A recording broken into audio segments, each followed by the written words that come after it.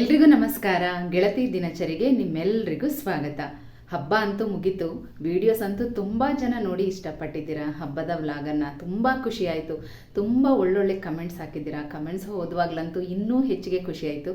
ಅದರಲ್ಲಿ ಕೆಲವರು ಈ ಸಲ ನೀವು ಹೇಳ್ಕೊಟ್ಟಾಗೆ ಪೂಜೆ ಮಾಡಿದ್ವಿ, 2 ದಿನ ಗೌರಿ ಗಣೇಶ ಹಬ್ಬ 2 ದಿನನೂ ಅದೇ ರೀತಿ ಪೂಜೆ ಮಾಡಿದ್ದೀವಿ, ಮನಸ್ಸಿಗಂತೂ ತುಂಬ ಸಮಾಧಾನ ಆಯಿತು ಅಂತ ಹೇಳಿದ್ದೀರಾ. ನಿಜವಾಗ್ಲೂ ನನಗೂ ಈ ವರ್ಷ ಹಾಗೆ ಅನ್ನಿಸ್ತು. ಏನಂತ ಗೊತ್ತಿಲ್ಲ, ಪ್ರತಿ ವರ್ಷ ಹಬ್ಬ ಮಾಡ್ತೀವಿ, ಪ್ರತಿದಿನ ಪೂಜೆ ಮಾಡ್ತೀವಿ, ಆದರೆ ಕೆಲವೊಂದು ಸಲ ಈ ರೀತಿ ಅನುಭವಗಳಾಗ್ಬಿಡುತ್ತೆ. ನನಗೂ ಕೂಡ ಹಾಗೆ ಅನ್ನಿಸ್ತು. ಶುಕ್ರವಾರ ಪೂಜೆ ಎಲ್ಲ ಆದಮೇಲೆ ದೇವ್ರ ಮನೇಲಿ ಕುತ್ಕೊಂಡಿದ್ದೀನಿ, ಎದ್ದೇಳಕ್ಕೆ ಮನಸ್ಸಾಗ್ತಾ ಇಲ್ಲ, ಆ ಥರ ಅನ್ನಿಸ್ತಾ ಇತ್ತು. ತುಂಬಾ ಸಮಾಧಾನ ಅನ್ನಿಸ್ತು. ಅವತ್ತು ಬೆಳಗ್ಗೆ ನನಗೆ ಲಲಿತಾ ಸಹಸ್ರನಾಮ ಓದೋದಕ್ಕಾಗಿಲ್ಲ. ಸಂಜೆ ನಾನು ಲಲಿತಾ ಸಹಸ್ರನಾಮ ಎಲ್ಲ ಪಾರಾಯಣ ಮಾಡ್ತಾ ಇದ್ದೆ. ಏನೋ ಒಂದು ರೀತಿ ಒಂಥರ ಮನಸ್ಸಿಗೆ ಸಮಾಧಾನ, ಹಗುರವಾಗಿದೆ ಅನ್ನೋ ಭಾವನೆ ಈ ಥರನೇ ಅನ್ನಿಸ್ತಾ ಇತ್ತು. ಕೆಲವರು ಅದನ್ನು ಕಮೆಂಟ್ಸಲ್ಲಿ ಹೇಳಿದ್ದೀರಾ, ನನಗೂ ಅದೇ ಥರ ಆಗ್ತಾಯಿತ್ತು. ತುಂಬ ಸಮಾಧಾನ ಅನ್ನಿಸ್ತಾ ಇತ್ತು. ಮತ್ತು 2 ದಿನ ಪೂಜೆ ಅಂತೂ ತುಂಬ ಚೆನ್ನಾಗಿ ಮಾಡಿದೆ ಅಂತ ಕೆಲವರೆಲ್ಲ ಹೇಳ್ತಾ ಇದ್ರಿ. ಮನೆ ಕೆಲಸ ಎಲ್ಲ ಇಷ್ಟೊಂದಿದ್ದರೆ ಹಬ್ಬದ ದಿನ ಆಗಲಿ ಬೇರೆ ಕ್ಲೀನಿಂಗ್ ಕೆಲಸ ಮಾಡೋ ಟೈಮಲ್ಲಿ ತುಂಬಾ ಕಿರಿಕಿರಿ ಅನಿಸುತ್ತೆ. ಮನೆಯವ್ರ ಮನೆಯೆಲ್ಲ ರೇಗಾಡ್ತಾ ಇರ್ತೀನಿ, ಈ ಥರ ಎಲ್ಲ ಆಗುತ್ತೆ. ನೀವು ಹೇಗೆ ಇದನ್ನೆಲ್ಲ ನಿಭಾಯಿಸ್ತೀರಾ ಅಂತ. ಯಾವುದೇ ಕೆಲಸ ಆಗಲಿ ಇಷ್ಟಪಟ್ಟು ಮಾಡುವಾಗ ಕಿರಿಕಿರಿ ಅನಿಸೋದಿಲ್ಲ, ತುಂಬಾ ಖುಷಿ ಅನಿಸುತ್ತೆ. ಅದನ್ನೇ ತುಂಬ ಜನ ಕಮೆಂಟ್ಸಲ್ಲಿ ತಿಳಿಸಿದ್ದೀರಾ. ಈ ಸಲ ಆ ರೀತಿ ಎಲ್ಲ ಏನೂ ಇಲ್ಲದೆ ಎಷ್ಟು ಚೆನ್ನಾಗಿ ನಾವು ಪೂಜೆ ಮಾಡಿದ್ದೀವಿ, ನಮಗೆ ಗೊತ್ತಾಗ್ತಾ ಇಲ್ಲ ಈ ಥರ ಇಷ್ಟು ಚೆನ್ನಾಗಿ ಪೂಜೆ ಮಾಡಿದ್ದೀವಿ ಅಂದರೆ ಒಂದು ರೀತಿ ಸಮಾಧಾನ ಅನ್ನೋ ಫೀಲಿಂಗ್ ಅಷ್ಟೇ. ಅದನ್ನೆಲ್ಲ ಕೇಳುವಾಗ ತುಂಬ ಖುಷಿ ಅನ್ನಿಸ್ತಾ ಇತ್ತು. ಇನ್ನು ಕೆಲವರಂತೂ ಅಯ್ಯೋ ಎಷ್ಟು ಕೆಲಸ ಮಾಡ್ತೀರಾ, ನಿಮ್ಗೊಂದು ಹೆಣ್ಮಗು ಇರಬೇಕಿತ್ತು ಅಂತ ಹೇಳಿದ್ರಿ.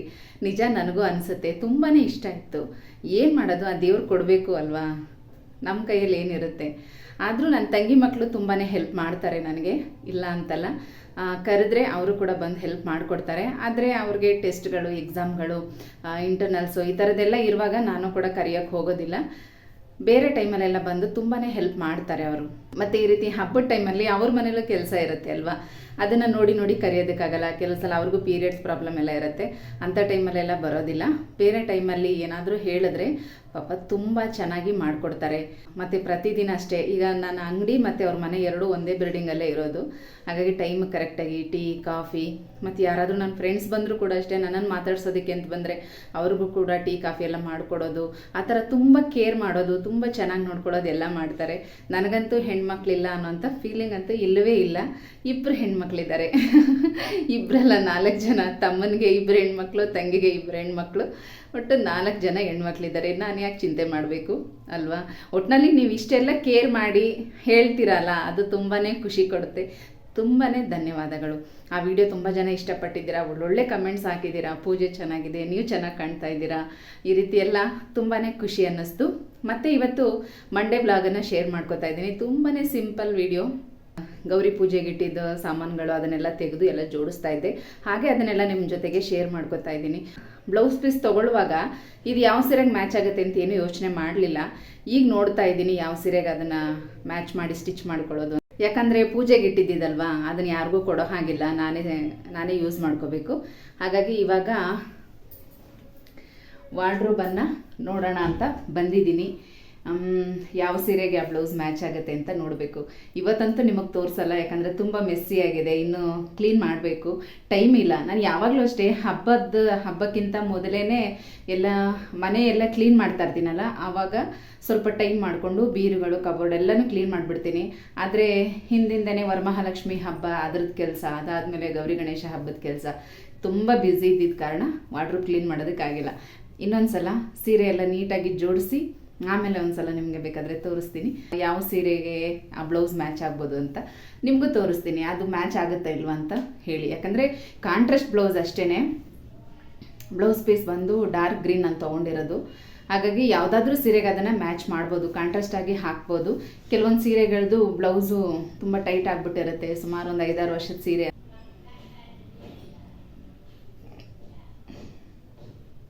ನನ್ನ ಪ್ರತಿದಿನದ ಎಲ್ಲ ಮಾತುಗಳು, ಇವತ್ತು ಏನು ಕೆಲಸ ಆಯಿತು ಅದನ್ನೆಲ್ಲ ಹೇಳಿಬಿಟ್ಟು ಮಾತಾಡಿಕೊಂಡು ಮಲ್ಕೊಳ್ತೀನಿ. ಬೆಳಗ್ಗೆ ಎದ್ದ ತಕ್ಷಣವೂ ಅಷ್ಟೇ, ಇವತ್ತಿನ ಎಲ್ಲ ಏನೇನು ಕೆಲಸ ಇದೆ ಅದೆಲ್ಲ ಸರಾಗವಾಗಿ ಆಗಬೇಕು. ಇವತ್ತು ನಾನು ಇಷ್ಟು ಕೆಲಸ ಮಾಡಬೇಕು ಅಂದ್ಕೊಂಡಿದ್ದೀನಿ, ಅದನ್ನೆಲ್ಲ ಮಾಡೋವಂಥ ಶಕ್ತಿ ನನಗೆ ಕೊಡು ಅಂತ ಬೆಳಗ್ಗೆ ಎದ್ದ ತಕ್ಷಣ ನೋಡೋದು ನಾನು ಆಂಜನೇಯ ಸ್ವಾಮಿನ. ಗಣೇಶ ಮತ್ತು ಆಂಜನೇಯ ಸ್ವಾಮಿ ನನ್ನ ಫೇವ್ರೆಟ್ ಗಾಡ್ ಅಂತಲೇ ಹೇಳ್ಬೋದು. ಪ್ರತಿದಿನ ನನ್ನ ಮನಸ್ಸಿನಲ್ಲಿ ಏನೇ ಇದ್ರೂ ನಾನು ಅವ್ರ ಜೊತೆನೇ ಮಾತಾಡ್ತಾ ಇರ್ತೀನಿ, ಪ್ರತಿಯೊಂದನ್ನು ಕೂಡ ಹೇಳ್ಕೊತೀನಿ. ಇನ್ನು ನನ್ನ ಮೊಬೈಲ್ ವಾಲ್ಪೇಪರ್ ಮೇಲೆ ಲಲಿತಾ ದೇವಿ ಫೋಟೋ ಹಾಕ್ಕೊಂಡಿದ್ದೀನಿ. ಲಲಿತಾ ದೇವಿನೂ ಕೂಡ ಅಷ್ಟೇ ತುಂಬಾ ಆರಾಧನೆ ಮಾಡ್ತೀನಿ. ತುಂಬ ಜನ ಹೇಳ್ತಾರೆ ಬೆಡ್ರೂಮಲ್ಲೆಲ್ಲ ದೇವ್ರ ಫೋಟೋ ಇಟ್ಕೋಬಾರ್ದು ಅಂತ, ಆದರೆ ನಾನು ತುಂಬ ವರ್ಷದಿಂದ ನಾನು ಇಟ್ಕೊಂಡಿದ್ದೀನಿ. ತುಂಬ ಜೋಪಾನವಾಗಿ ಮನೆ ಚೇಂಜ್ ಮಾಡಿದ್ರೂ ಕೂಡ ಈ ಫೋಟೋನ ನಾನು ಎಷ್ಟು ಜೋಪಾನವಾಗಿ ತೊಗೊಂಡು ಬರ್ತೀನಿ ಅಂತಂದರೆ ಅಷ್ಟು ಜೋಪಾನವಾಗಿ ನಾನು ತೊಗೊಂಬರ್ತೀನಿ. ದೇವ್ರ ಮನೆಯೆಲ್ಲ ಭಾನುವಾರ ಬೆಳಗ್ಗೆ ಸ್ವಲ್ಪ ಕ್ಲೀನ್ ಮಾಡ್ಕೋತಾ ಇದ್ದೆ. ಪೂಜಾ ಸಾಮಾನೆಲ್ಲ ತೆಗೆಯೋದಕ್ಕೆ ಹೋಗಲಿಲ್ಲ, ಯಾಕಂದರೆ ಇವತ್ತು ಶುಕ್ರವಾರ ಇನ್ನೂ ಎಲ್ಲ ತೊಳೆದು ಇಟ್ಟಿರೋದಲ್ವಾ. ಹಾಗಾಗಿ ಮುಂದಿನ ಭಾನುವಾರ ಒಟ್ಟಿಗೆ ಪೂಜಾ ಸಾಮಾನೆಲ್ಲ ತೊಳೆದು ಕ್ಲೀನ್ ಮಾಡ್ಕೊಳ್ಳೋಣ ಅಂತ ಹೇಳಿ ತಟ್ಟೆಗಳೆಲ್ಲ ಇಟ್ಟಿರೋದನ್ನೆಲ್ಲ ತೆಗಿತಾ ಇದ್ದೀನಿ. ಹಾಗೆ ಪೂಜೆಗೆ ಬಳೆ ಇಟ್ಟಿದ್ನಲ್ವಾ, ಅದನ್ನ ಅಲ್ಲಿ ಕೈಗೆ ಹಾಕೋತಾ ಇದ್ದೀನಿ. ಪೂಜೆಗೆ ಇಟ್ಟಿರುವಂಥ ಬಳೆ, ಒಡವೆ ಏನು ಇಟ್ಟಿದ್ರು ಸರಿ ಅದನ್ನ ನಾವು ಒಂದು ಸ್ವಲ್ಪ ಹೊತ್ತು ಹಾಕ್ಕೊಂಡು ಆಮೇಲೆ ತೆಗೆದಿಡಬೇಕು. ಹಾಗೆ ಇದನ್ನೆಲ್ಲ ಕೂಡ ಎತ್ತಿಡ್ತಾ ಇದ್ದೀನಿ. ಇನ್ನು ಈ ಅಕ್ಕಿ, ಕೊಬ್ಬರಿ, ಬೆಲ್ಲ ಏನಾದರೂ ಅಡುಗೆಗಳಿಗೇನೆ ಯೂಸ್ ಮಾಡ್ಕೋತಾ ಇರ್ತೀನಿ. ನಾನು ಈ ಒಂದು ಸೀರೆನ ತೆಗೆದಿಟ್ಟಿದ್ದೀನಿ, ಯಾಕಂದರೆ ಈ ಸೀರೆಗೆ ಬ್ಲೌಸು ತುಂಬಾ ಟೈಟ್ ಆಗಿಬಿಟ್ಟಿದೆ. ಹಾಗಾಗಿ ಅದನ್ನು ಹಾಕ್ಕೊಳ್ಳೋದಕ್ಕಂತೂ ಆಗಲ್ಲ. ಒಂದು 6-7 ವರ್ಷದ ಹಳೆ ಸೀರೆ ಅಂತಲೇ ಹೇಳ್ಬೋದು. ಆದರೆ ತುಂಬ ಚೆನ್ನಾಗಿದೆ. ಇವಾಗ ಉಟ್ಕೊಂಡ್ರೂ ಕೂಡ ತುಂಬ ಚೆನ್ನಾಗಿದೆ. ಹಾಗಾಗಿ ಆ ಸೀರೆ ಇಟ್ಕೊಂಡಿದ್ದೀನಿ. ಈ ಸೀರೆಗೆ ಅಂದರೆ ಇದು ಡಾರ್ಕ್ ಆರೆಂಜ್ ಕಲರ್ ಸ್ಯಾರಿ. ಈ ಸೀರೆಗೆ ಬ್ಲೌಸು ಮ್ಯಾಚ್ ಆಗ್ಬೋದು, ಕಾಂಟ್ರಾಸ್ಟ್ ಬ್ಲೌಸು ಆಗುತ್ತೆ ಅಂತ ಅಂದ್ಕೊಂಡಿದ್ದೀನಿ. ಒಂದು 2 ಸಲ ನಾನು ಇದಕ್ಕೆ ನಾವಿ ಬ್ಲೂ ಕಲರ್ ಬ್ಲೌಸನ್ನು ಹಾಕ್ಕೊಂಡು ಉಟ್ಕೊಂಡಿದ್ದೆ. ಅದು ಕೂಡ ತುಂಬ ಚೆನ್ನಾಗಿ ಮ್ಯಾಚ್ ಆಗಿತ್ತು, ತುಂಬ ಚೆನ್ನಾಗಿ ಕಾಣಿಸ್ತಾ ಇತ್ತು. ಈಗ ಈ ಗ್ರೀನ್ ಬ್ಲೌಸ್ ಹೇಗೆ ಕಾಣುತ್ತೆ, ಇದು ಹಾಕ್ಕೋಬೋದಾ, ಇದಕ್ಕೆ ಪೇರ್ ಮಾಡಿ ಹಾಕ್ಕೋಬೋದಾ ಅಂತ ತಪ್ಪದೆ ನನಗೆ ಕಮೆಂಟ್ಸಲ್ಲಿ ತಿಳಿಸಿ. ಈ ಸ್ಯಾರಿ ಕಲರ್ನಲ್ಲೇ ಇದಕ್ಕೆ ಮೆಷಿನ್ ಎಂಬ್ರಾಯ್ಡ್ರಿಂಗ್ ಮಾಡಿಸೋಣ ಅಂತ ಅಂದ್ಕೊಂಡಿದ್ದೀನಿ. ಹೇಗಿರುತ್ತೆ ಮ್ಯಾಚಿಂಗ್ ಅಂತ ತಪ್ಪದೆ ಕಮೆಂಟ್ಸಲ್ಲಿ ತಿಳಿಸಿ. ಈಗ ನನ್ನ ಸೋಮವಾರದ ಪೂಜೆ ರೊಟೀನ್ ಬನ್ನಿ ನೋಡ್ಕೊಂಡು ಬರೋಣ. ಸಿಂಪಲ್ಲಾಗೆ ಪೂಜೆ ಮಾಡಿರೋವಂಥದ್ದು. ಅಮ್ಮ ಹೂವೆಲ್ಲ ಕೊಟ್ಟು ಕಳಿಸಿದ್ರು. ಅವರಂತೂ ತುಂಬ ಹೂವಿನ ಗಿಡಗಳು ಹಾಕ್ಕೊಂಡಿದ್ದಾರೆ. ಈಗ ತಮ್ಮ ವಾರದಲ್ಲಿ 3-4 ಸಲ ಈ ಕಡೆ ಬರ್ತಾ ಇರ್ತಾನೆ. ಅವನ ಕೈಯಲ್ಲಿ ಕೊಟ್ಟು ಕಳಿಸ್ತಾರೆ. ದಾಸವಾಳದ ಮಗ್ಗುಗಳನ್ನ ಕೊಟ್ಟು ಕಳಿಸ್ತಾರೆ. ಅದನ್ನು ಫ್ರಿಜ್ನಲ್ಲಿ ಇಟ್ಕೊಂಡಿರ್ತೀನಿ. ಆಯಾ ದಿನ ಪೂಜೆಗೆ ಎಷ್ಟು ಬೇಕೋ ಅಷ್ಟು ರಾತ್ರಿನೇ ನೀರಿನಲ್ಲಿ ಹಾಕಿಟ್ಬಿಟ್ರೆ ಬೆಳಗ್ಗೆ ಅರಳಿರುತ್ತೆ. ತುಂಬಾ ಖುಷಿಯಾಗುತ್ತೆ ಈ ರೀತಿ ಗಿಡದಲ್ಲಿ ಬೆಳೆದಿರುವಂಥ ಹೂಗಳನ್ನು ಪೂಜೆಗೆ ಉಪಯೋಗಿಸೋವಂಥದ್ದು. ಫ್ರೆಶ್ ಆಗಿರುತ್ತೆ, ತುಂಬ ಚೆನ್ನಾಗಿರುತ್ತೆ. ಮತ್ತು ಇವತ್ತು ನೈವೇದ್ಯಕ್ಕೆ ತುಂಬ ಸಿಂಪಲ್ಲಾಗೆ ಮಾಡ್ಕೊಂಡಿದ್ದೀನಿ. ಸಕ್ಕರೆ ಬಾಳೆಹಣ್ಣನ್ನು ನೈವೇದ್ಯಕ್ಕಿಟ್ಟು ಪೂಜೆ ಮಾಡ್ಕೊಂಡಿದ್ದೀನಿ. ನಮ್ಮ ಗಿಡದಲ್ಲೂ ಕೂಡ 1-2 ಶಂಕು ಪುಷ್ಪ ಮತ್ತು ತುಂಬೆ ಹೂವು ಇದೆಲ್ಲ ಬಿಟ್ಟಿತ್ತು. ಅದನ್ನೆಲ್ಲನೂ ಇಟ್ಟು ಬಿಲ್ಪಾತ್ರೆ ಎಲ್ಲನೂ ಇಟ್ಟು ಇವತ್ತು ಸಿಂಪಲ್ಲಾಗಿ ಪೂಜೆನ ಮಾಡ್ಕೊಂಡಿದ್ದೀನಿ. ಸೋಮವಾರದ ಪೂಜೆ ಎಲ್ಲ ಮುಗಿಸ್ಕೊಂಡು ಇವತ್ತೊಂದು ಸಿಂಪಲ್ ರೆಸಿಪಿನ ಶೇರ್ ಮಾಡ್ಕೊಂಡಿದ್ದೀನಿ. ವಿಡಿಯೋನ ಪೂರ್ತಿಯಾಗಿ ನೋಡಿ. ಹೊಸಬ್ರು ಯಾರಾದರೂ ಇನ್ನೂ ನಮ್ಮ ಚಾನಲನ್ನು ಸಬ್ಸ್ಕ್ರೈಬ್ ಮಾಡಿಲ್ಲ ಅಂತಂದರೆ ಈಗಲೇ ಸಬ್ಸ್ಕ್ರೈಬ್ ಮಾಡಿ, ಸಪೋರ್ಟ್ ಮಾಡಿ. ಪ್ರತಿಯೊಂದು ವಿಡಿಯೋದಲ್ಲಿ ಚಿಕ್ಕದಾದರೂ ಏನಾದರೂ ಒಂದು ಇನ್ಫಾರ್ಮೇಷನ್ ಅಂತೂ ಇದ್ದೇ ಇರುತ್ತೆ. ಹಾಗಾಗಿ ವಿಡಿಯೋನ ಎಲ್ಲೂ ಕೂಡ ಸ್ಕಿಪ್ ಮಾಡದೆ ಕಂಪ್ಲೀಟಾಗಿ ವಾಚ್ ಮಾಡಿ. ಈಗ ಪೂಜೆ ಎಲ್ಲನೂ ಕೂಡ ಆಗಿದೆ. ಮಗ ಈಗ ಎದ್ದಿರೋದ್ರಿಂದ ಅವನಿಗೆ ಕಾಫಿ ಮಾಡಿಕೊಡ್ತಾ ಇದ್ದೀನಿ. ಹಾಗೆ ಹಿಂದೆ ಟಿಫನ್ಗೂ ಕೂಡ ರೆಡಿ ಮಾಡ್ಕೋಬೇಕು. ಇವತ್ತು ಸಿಂಪಲಾಗಿ ಒಂದು ವಾಂಗಿಬಾತ್ ಮಾಡೋಣ ಅಂತ ಅಂದ್ಕೊಂಡಿದ್ದೀನಿ. ತುಂಬ ದಿನ ಆಗಿಬಿಟ್ಟಿತ್ತು. ಇವತ್ತು ಮಾಡ್ತಾ ಇದ್ದೀನಿ. 2 ರೀತಿ ವಾಂಗಿಬಾತನ್ನು ಮಾಡ್ಕೊಳ್ತಾ ಇರ್ತೀನಿ. ಒಂದು ಬಾತ್ ರೀತಿ ಕುಕ್ಕರ್ನಲ್ಲೇ ಮಾಡಿಬಿಡ್ತೀನಿ. ಒಂದೊಂದು ಸಲ ಈ ರೀತಿ ಗೊಜ್ಜನ್ನು ಮಾಡ್ಕೊತಾ ಇರ್ತೀನಿ. ಮದುವೆ ಮನೆಗಳಲ್ಲೆಲ್ಲ ಮಾಡಿರ್ತಾರಲ್ಲ ಬಾತ್ ಥರ, ಆ ಥರ ಮಾಡೋದು ಮಗನಿಗಿಷ್ಟ. ಗೊಜ್ಜು ಮಾಡಿ ಅನ್ನ ಕಲಸಿ ಕೊಡೋದು ಯಜಮಾನ್ರಿಗೆ ಇಷ್ಟ. 2 ರೀತಿನೂ ಮಾಡ್ತಾ ಇರ್ತೀನಿ. ಹಾಗೆ ಹಿಂದೆನೇ ಬೇಳೆ ನುಗ್ಗೆಕಾಯಿ ಸಾಂಬಾರು ಕೂಡ ಮಾಡಿದ್ದೀನಿ. ಇದೇನು ಕಡ್ಡಿ ಕಾಣಿಸ್ತಾ ಇದೆ ಅಂತ ನೋಡ್ತಾ ಇದ್ದೀರಾ? ಕರ್ಬೇವಿನ ಕಡ್ಡಿ. ನಾನು ಬೇಳೆ ಬೇಯೋವಾಗ್ಲೇನೆ ಕರ್ಬೇವನ್ನು ಕಡ್ಡಿ ಸಮೇತವಾಗೇನೆ ತೊಳೆದು ಹಾಕ್ಬಿಡ್ತೀನಿ. ಒಳ್ಳೆ ಫ್ಲೇವರ್ ಇರುತ್ತೆ ಸಾಂಬಾರಲ್ಲಿ. ನೀವು ಕೂಡ ಟ್ರೈ ಮಾಡಿ ನೋಡಿ.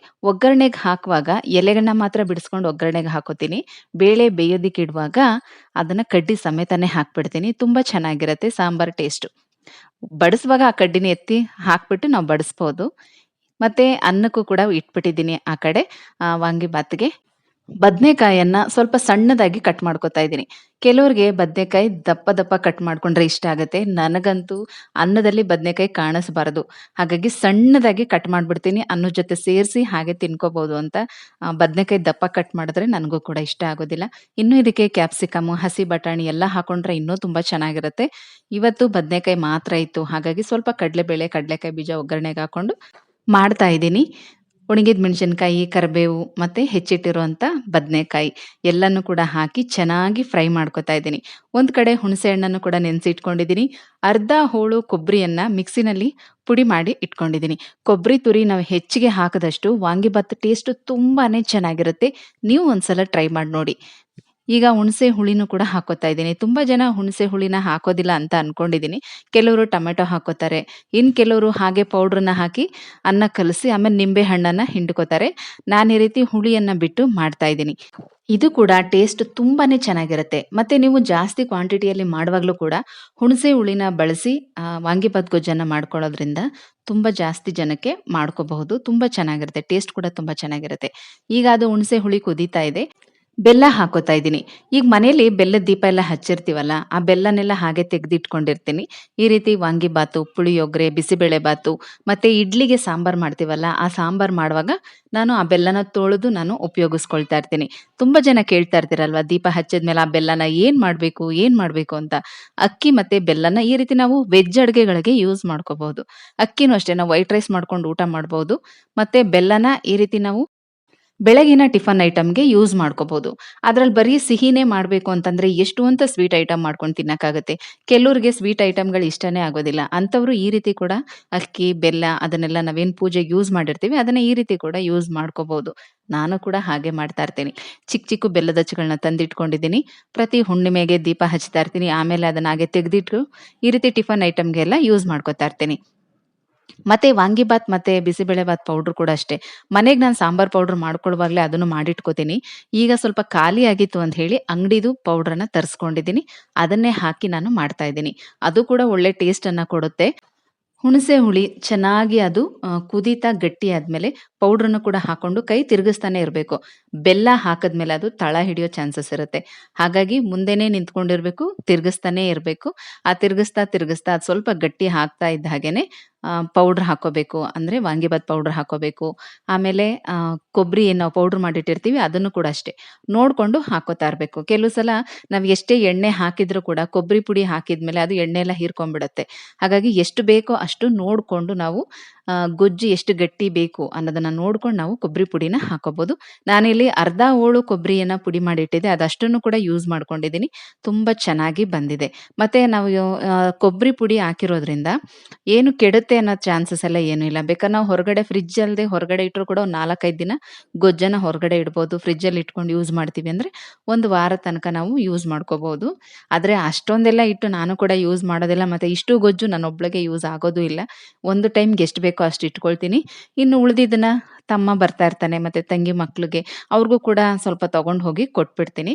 ಹಾಗಾಗಿ ಮಾಡುವಾಗಲೇ ಒಂದು ಸ್ವಲ್ಪ ಹೆಚ್ಚಿಗೆ ಮಾಡಿ ಇಟ್ಕೋತೀನಿ ನಾನು. ನೋಡಿ ಗೊಜ್ಜು ಈ ರೀತಿ ರೆಡಿಯಾಗಿದೆ. ತುಂಬಾನೇ ಟೇಸ್ಟಿಯಾಗಿರುತ್ತೆ. ಕೊಬ್ಬರಿ ತುರಿ ನಾವು ಎಷ್ಟು ಹೆಚ್ಚಿಗೆ ಹಾಕ್ತೀವೋ ಅಷ್ಟು ಕೂಡ ರುಚಿ ಕೊಡುತ್ತೆ. ಪುಳಿಯೋಗರೆಗೂ ಕೂಡ ಅದೇ ರೀತಿನೇ ನಾವು ಎಕ್ಸ್ಟ್ರಾ ಕೊಬ್ಬರಿ ತುರಿನ ಹಾಕ್ಕೊಂಡು ಮಾಡೋದ್ರಿಂದ ತುಂಬ ಚೆನ್ನಾಗಿರುತ್ತೆ. ಈಗ ಎಷ್ಟು ಬೇಕಷ್ಟು ಗೊಜ್ಜನ್ನೆಲ್ಲ ತೆಗೆದಿಟ್ಟಿದ್ದೀನಿ. ಈಗ ನಮಗೆ ಎಷ್ಟು ಬೇಕೋ ಅಷ್ಟಕ್ಕೆ ಮಾತ್ರ ಅನ್ನ ಕಲಸ್ಕೊತಾ ಇದ್ದೀನಿ. ಅನ್ನ ಸ್ವಲ್ಪ ಬಿಸಿ ಇರುವಾಗಲೇನೆ ಕಲಸ್ಬಿಟ್ರೆ ಉಪ್ಪು, ಖಾರ, ಹುಳಿ ಎಲ್ಲ ಚೆನ್ನಾಗಿ ಹಿಡಿಯುತ್ತೆ. ಆಮೇಲೆ ಬೇಕಾದ್ರೆ ಒಂದು ಸ್ವಲ್ಪ ಹೊತ್ತು ಹಾಗೆ ತಣ್ಣಗಾಗೋದಕ್ಕೆ ಬಿಟ್ಟು ಆಮೇಲೆ ನಾವು ಬೇಕಾದ್ರೆ ಬಡಿಸ್ಬಹುದು.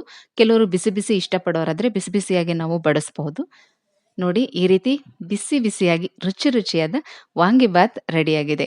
ಸಿಂಪಲ್ ಆಗಿ ಮಾಡ್ಕೋಬಹುದು. ಕಡಿಮೆ ಇಂಗ್ರೀಡಿಯೆಂಟ್ಸ್ ಅನ್ನೇ ಯೂಸ್ ಮಾಡ್ಕೊಂಡು ಮಾಡ್ಕೋಬಹುದು. ಕೆಲವು ಸಲ ಮನೇಲಿ ಏನಿರುತ್ತೋ ಅದರಲ್ಲೇ ಫಟಾಫಟ್ ಅಂತ ಟೇಸ್ಟಿಯಾಗಿ ಮಾಡಬೇಕು. ಕಾಯಿ ಚಟ್ನಿ ಜೊತೆಗೆ ಈ ವಾಂಗಿಬಾತ್ ಒಳ್ಳೆ ಕಾಂಬಿನೇಷನ್ನು. ತುಂಬಾ ಚೆನ್ನಾಗಿರುತ್ತೆ. ಈ ಪುಟ್ಟ ವ್ಲಾಗ್ ನೋಡಿದ್ರಲ್ಲ, ನಿಮ್ಗೆ ಏನ್ ಅನ್ನಿಸ್ತು ತಪ್ಪದೆ ಕಮೆಂಟ್ಸ್ ಅಲ್ಲಿ ತಿಳಿಸಿ. ಮತ್ತೆ ಮುಂದಿನ ವಿಡಿಯೋದಲ್ಲಿ ಸಿಗ್ತೀನಿ. ಹೋಗ್ಬರ್ಲಾ?